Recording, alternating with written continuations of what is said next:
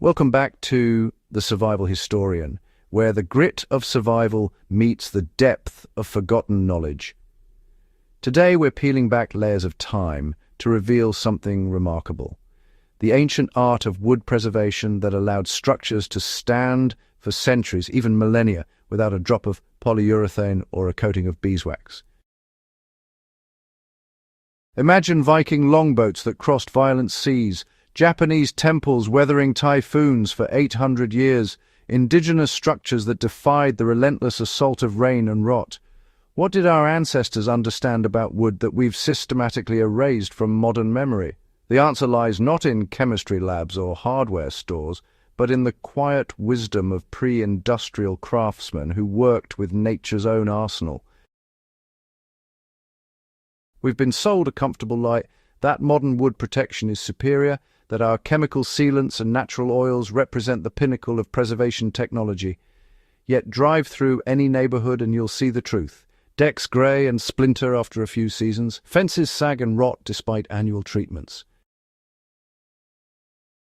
We reapply, reseal and refinish in an endless cycle of maintenance, each layer a temporary bandage over wood that's fundamentally vulnerable.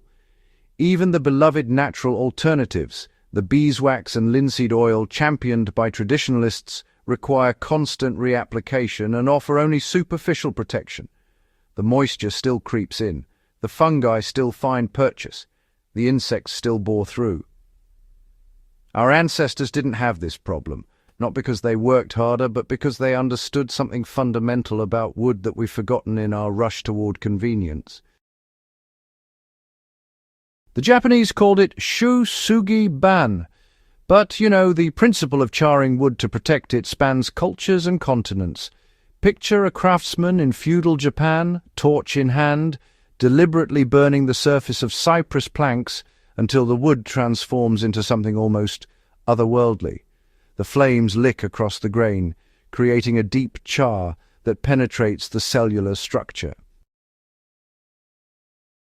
This isn't destruction, it's alchemy. The intense heat converts the wood's surface into pure carbon, creating a barrier that fire itself cannot easily penetrate, that insects find indigestible, and that water cannot penetrate to rot.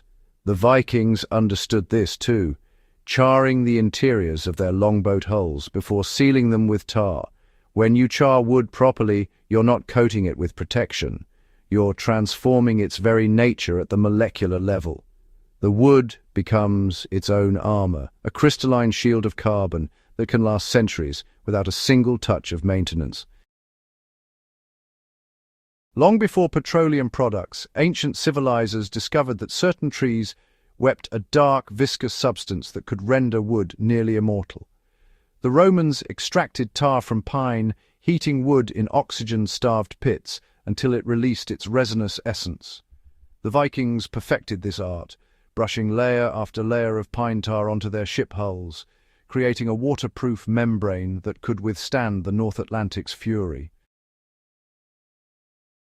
This wasn't simply coating the surface. The tar penetrated deep into the wood grain, filling the microscopic channels where water would otherwise seep. Medieval builders took this further, mixing pitch with tar to create compounds so durable that timbers treated with these substances, recovered from shipwrecks centuries later, remain sound and solid. The secret lay in the tar's complex chemistry, phenols and creosotes that are naturally toxic to the very organisms that cause decay. The ancient world understood biological warfare at a scale we've only recently begun to appreciate.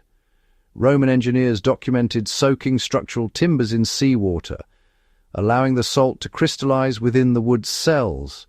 This wasn't superstition. Salt creates an environment so hostile to fungi and bacteria that decay simply cannot establish itself. In Southeast Asia, builders buried bamboo and hardwood posts in clay-rich mud for months before use, creating an anaerobic environment that starved destructive organisms while the minerals in the clay impregnated the wood fibers. Some cultures went further, creating fermentation baths infused with garlic and vinegar, or brewing solutions from hemlock bark rich in tannic acids. These weren't random experiments, they were sophisticated applications of natural chemistry using compounds that interfere with the cellular processes of decay organisms at the most fundamental level. Perhaps the most profound secret wasn't in treatment at all, but in knowledge that began in the forest. You see, medieval loggers understood that a tree cut in the depths of winter when the sap had retreated and sugars concentrated in the roots yielded wood fundamentally different from summer timber. The dormant wood contained less moisture, fewer sugars to feed fungi and, well, a denser cellular structure. They knew to use only the heartwood, that dark core at the tree's center, where defensive compounds called extractives had concentrated over decades. Sapwood, that pale outer ring, was discarded or relegated to temporary uses because its very nature invited decay. Ancient builders didn't fight against wood's properties, they worked within them, choosing species and cuts that were inherently resistant, then positioning timbers where water would shed quickly and air could circulate freely. These methods aren't museum pieces, they're practical, sustainable alternatives to our chemical dependency.